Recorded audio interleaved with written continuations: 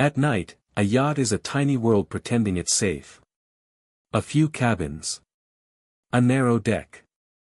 The soft mechanical rhythm of water against fiberglass. You can hear every door. Every footstep. Every glass set down too hard. And yet that same night, near Catalina, a person vanished from that world without a single clean, final answer attached to the moment it happened. That's why this story never closes. Because the question isn't just what happened to Natalie Wood. It's how a timeline can fracture inside a space that's small, with so few people on board, and still leave decades of disagreement in its wake. Somewhere between the last ordinary minute and the first panic, the record breaks. And once it breaks at sea, you don't get it back. Here's what we're going to do, and what we're not going to do. We're not going to turn this into a guessing game where the loudest theory wins. This isn't a pick your villain story. It's a timeline story, and timelines have rules. They stand or fall on minutes, sequencing, and what can actually be supported. So first, we'll rebuild the last night as cleanly as possible using 3 labels: confirmed moments, reported moments, and unknown moments. That matters because most people mix those 3 together and call it the story. But the reason this case feels haunted is that the unknown zone sits in the worst possible place, right where the outcome is decided. Second, we'll isolate the contradictions that keep the timeline from sealing. Not just who said what, but when they said it, how the account shifted, and what those shifts do to the mechanics of the night. Because in cases like this, inconsistency isn't just gossip. It's structural. It changes the map. Third, we'll answer the real question: why this story stayed stuck for decades. The ocean destroys evidence. Early conclusions shape everything that follows. Celebrity adds incentives to simplify. And legal certainty demands a level of proof that a night at sea rarely leaves behind. By the end, you'll understand exactly where the timeline breaks, why the break matters, and why the record still refuses to close. To understand why this night became an open wound in Hollywood memory, you have to understand 2 kinds of pressure that were already in the air before anyone stepped onto that yacht. The first is the pressure of image. Natalie Wood wasn't just a working actress. She was a public symbol that had matured in front of cameras, and the public never stops feeling like it owns the right to a clean narrative. In that world, people don't just live events. They immediately begin managing what the event will become. Not always through lies. Often through simplification. Through the version that reduces exposure, reduces humiliation, reduces the number of questions that can be asked in a courtroom or on a talk show. The second pressure is the physics of the setting. A yacht is not a house. It's a confined machine. Space is narrow. Distances are short. Sound carries. And the sea doesn't preserve anything the way land does. On land, a moment leaves behind footprints, neighbors, streetlights, cameras, a timeline that can be checked against the world. At sea, the world is mostly absent. And when the world is absent, the story becomes dependent on the few people who were there. And on the kinds of details humans are worst at recalling under stress: sequencing, timing, who said what first. Who left the room before the door clicked. Now add the social dynamics of that specific weekend: a small group, mixed relationships, alcohol, fatigue. And the invisible tension that can exist when strong personalities share a tight space. This is where cases like this become uniquely fragile. Because even if nothing criminal happened, the conditions are perfect for a timeline to become unstable. A heated argument can occur without witnesses agreeing on the words. Someone can walk away and later be uncertain whether it was 2 minutes or 20. A decision can be made in irritation and later reinterpreted as intention. And once an initial conclusion is reached early, everything that follows tends to orbit it. People tell the version that fits the first file label. Investigators ask questions that assume the same framing. The public remembers the clean headline and forgets the fine print. Then years later, when the framing shifts, the old accounts collide with the new questions and suddenly every discrepancy feels louder. More suspicious, more loaded than it might have felt in real time. That's the setup. A famous life, a private weekend, a setting that eats evidence, and a social environment where every later sentence carries risk. Now we go into the timeline, because that's where the story stops being myth and starts being mechanics. The first file you open in a story like this is never a scandalous one, it's a boring one, and that's exactly why it matters, the last solid minute. Natalie Wood was not just a star, she was a Hollywood certainty. The kind of name that made chaos feel impossible simply because cameras had followed her for so long. On that weekend off Catalina, the setting was almost aggressively ordinary for people with extraordinary lives, a yacht, a small circle. A quiet stretch of water, and the illusion that privacy can be controlled. The problem is that privacy is a terrible witness.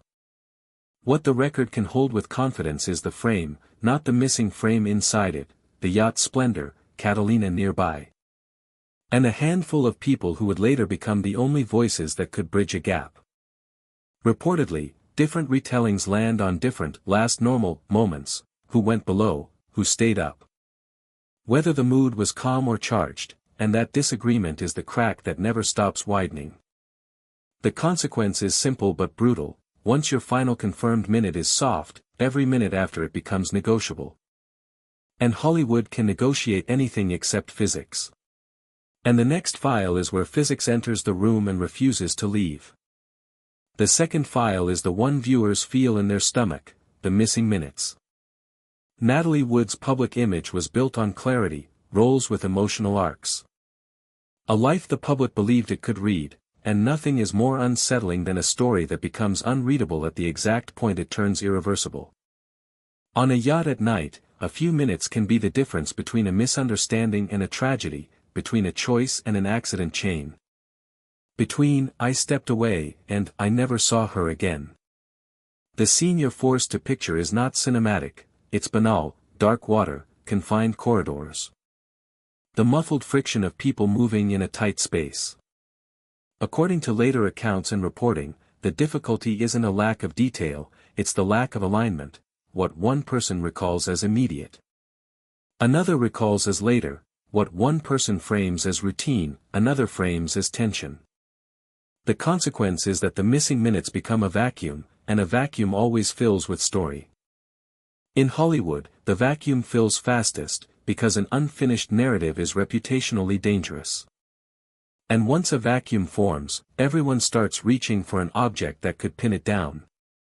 Which is why the next file is about a small boat that somehow became a giant argument. The third file is the dinghy problem, because nothing invites speculation like a physical object that implies intent.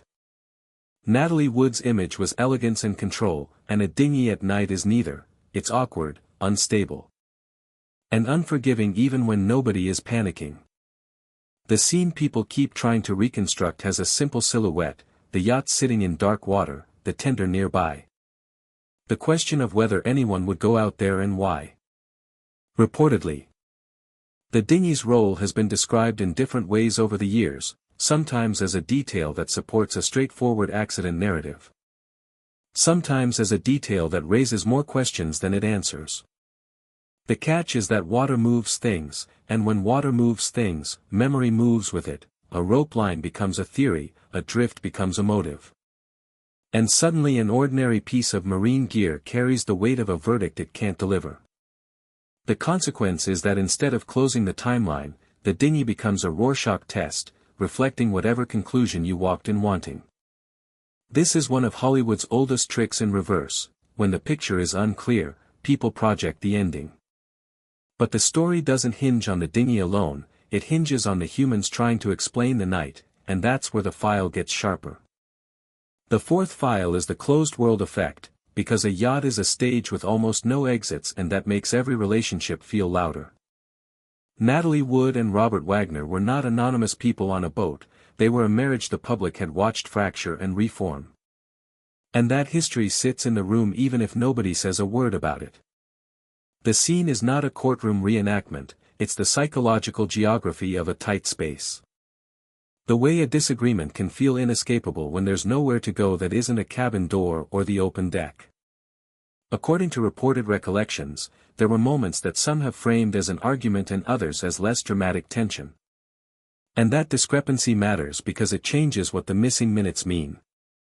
Here's the meta-truth about the Hollywood machine: when the people involved are famous, every private conflict instantly carries public consequences. So the safest version of any night is the version that removes escalation. The consequence is that even if nothing criminal occurred, the incentive structure pushes accounts towards simplicity. And simplicity tends to sand down the very edges investigators need. And once those edges are sanded down, the next file becomes inevitable: the way stories shift when time, fear, and reputation start rewriting memory. The fifth file is the shifting story, and it's where viewers stop debating events and start debating psychology. Natalie Wood's legacy is frozen in film, but human testimony is not. It breathes, it changes, it protects itself. And it often becomes more polished the further it gets from the original moment. The scene you should imagine here is not the night itself, but the years after: interviews, questions asked with leading assumptions, answers given with careful language, pauses that reveal what someone is trying not to say as much as what they are saying. Reportedly, accounts tied to this night have surfaced, been revisited, been reinterpreted, and, in some cases, contradicted by later recollections. Which is the perfect fuel for a public that wants a clean storyline. The consequence is that inconsistency becomes suspicious even when it might be human, and the public starts treating shifts as confessions. Another meta-truth of Hollywood is that it trains everyone, stars, spouses, even bystanders, to understand that the wrong sentence can become a headline forever. So people speak like they're in a negotiation with the future. And once that dynamic takes over, you start searching for something that doesn't negotiate at all. Which is why the next file turns to the body and what it can and cannot say. The sixth file is the one people treat like a final narrator, and it never is. The body tells a partial story. Natalie Wood was beloved enough that the public wants her death to have a coherent shape. And forensic language feels like the closest thing to certainty available. The scene, in reality, is clinical and unsatisfying. A report that can describe injuries and conditions without narrating the exact chain of events that produced them. Reportedly, discussions of bruises and abrasions have fueled both suspicion and caution, because water and boats can create marks without intent. And stress can create confusion without malice. This is where the logic has to stay cold. Findings can add weight to questions, but they do not automatically add closure. The consequence is that the medical layer intensifies the need for a locked timeline, because once the public hears marks, it demands a moment to explain them, and the missing minutes become even more unbearable. Hollywood's machine hates unbearable ambiguity. It either turns it into myth or tries to bury it under a clean label. And for a time, that label was the end of the conversation, until the story did what only unfinished stories do: it came back through bureaucracy. The seventh file is the one that changes the temperature of the room: the reopening. Natalie Wood's death had lived in public memory for years with a kind of tragic acceptance. The way Hollywood files things away when the headline feels settled. But when a case is revisited, it signals something specific: not that someone found a neat answer, but that the old answer no longer feels sufficient. The scene here is procedural rather than dramatic: officials rereading old statements, re-examining what was recorded, and deciding whether the original framing was too confident for what the evidence could actually support. Reportedly, the very act of revisiting the case and adjusting official language later on gave the public a new lens, and once a lens changes, every old detail looks different. The consequence is that the story doesn't simply update, it reopens in the minds of viewers. And a reopened story attracts new narratives the way light attracts insects at night. Here's the meta-truth: Hollywood teaches audiences to equate reopened with hidden truth, because that's how thrillers work. But real life often reopens because the file was never structurally capable of closing. And if the structure can't close, the next file becomes the most dangerous one, the question of mechanism. The eighth file is the mechanism question, and it's where the story stops being about personality and becomes about sequence.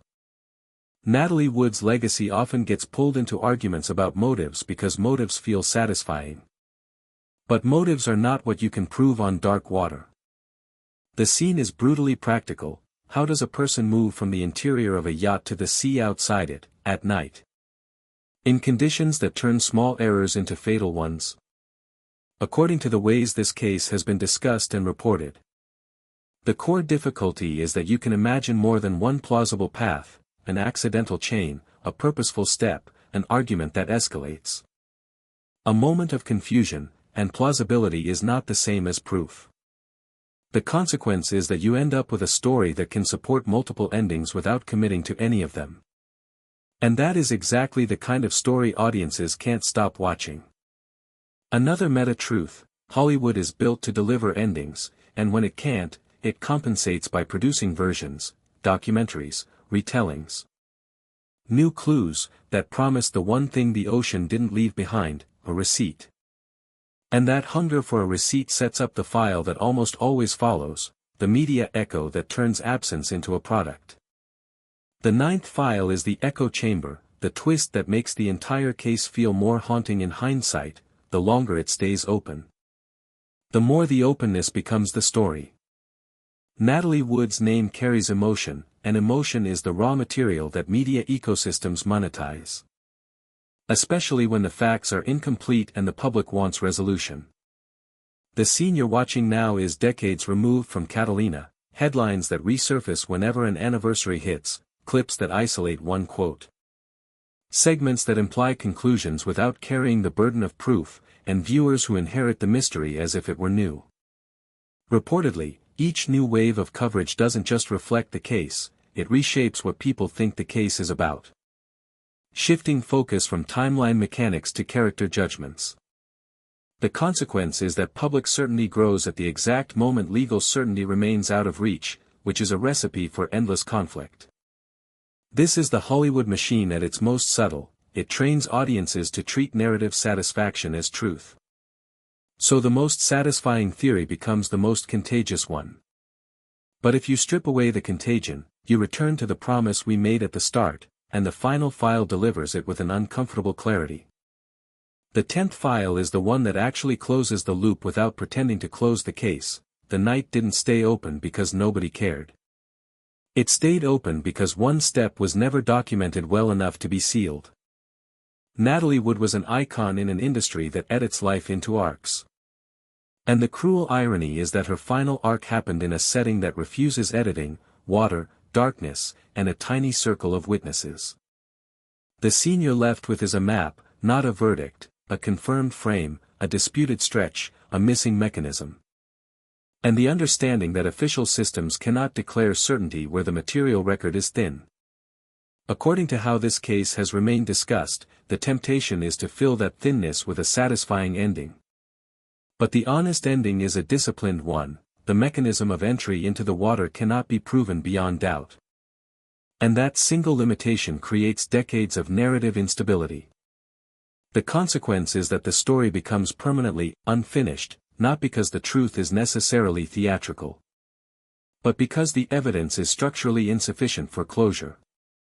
And once you accept that, you can finally see the larger pattern behind it all, which is exactly where we go next. When people say, "this story never closed," they usually mean emotionally. But the deeper reason is structural, and once you see the structure, you start recognizing it across Hollywood tragedies. Pattern 1 is what I call evidence evaporation. On land, the world witnesses you. Neighbors hear things. Streetlights exist. Time stamps get created without anyone trying. At sea, the environment is a shredder. Water removes prints, blurs sequences, moves objects, and turns a few minutes into a void. Even if every person aboard wanted clarity, the setting itself is built to erase. Pattern 2 is what celebrity does to testimony. Not because celebrities are uniquely dishonest, but because the incentives around them are uniquely sharp. In a normal case, people might contradict each other because memory is messy. In a famous case, people contradict each other while also navigating reputation, liability, grief. And the quiet legal advice that tells you not to volunteer a sentence that could be interpreted two ways on a witness stand. Over time, that pressure produces a second story layered over the first, the story you can safely live with. Pattern 3 is the tyranny of the first label. Once an event is classified early, every later conversation is shaped by it. Questions get asked in a certain direction. Details get filed as irrelevant because they don't fit the initial box. And the public absorbs the headline as if it were the full report. Then, years later, when officials revisit the language, the story doesn't simply update. It reopens. Because the public realizes the old certainty was, at minimum, incomplete. And that leads to the most uncomfortable pattern of all: the gap becomes the narrative. In cases like this, the missing minutes stop being a missing piece and become the whole puzzle. Every later quote, every documentary, every resurfaced account is basically an attempt to do what the ocean refused to do: create a receipt. That is why the night never closed. It's not one secret being protected by perfect silence. It's a system where certainty is expensive, the environment is hostile to proof. And the human beings closest to the moment had reasons, conscious or not, to remember it in the least dangerous shape. Which brings us to the ending, because the only honest conclusion here is not a verdict. It's a map of what we can know, what we can't, and why the difference still matters.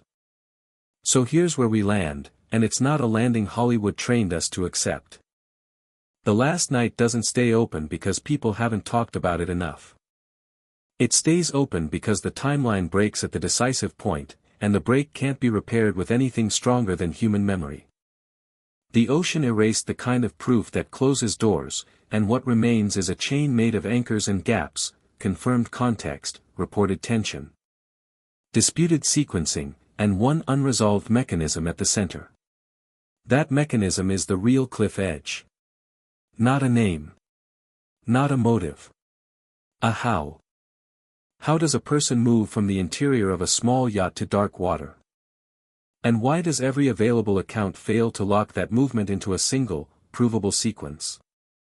And that's why this case still pulls people back decades later. Because unresolved doesn't mean sensational. It means incomplete. It means the record never got the one thing it needed most, a receipt for the last step. If you want to keep going deeper, tell me this in the comments: which piece, if it were suddenly verified beyond doubt, would close the night for you? The last confirmed sighting. The exact timing of the alarm. The dinghy's position. Or the missing minutes themselves. And if there's another Hollywood story you want opened like a file, drop the name. We'll build the timeline, not the myth.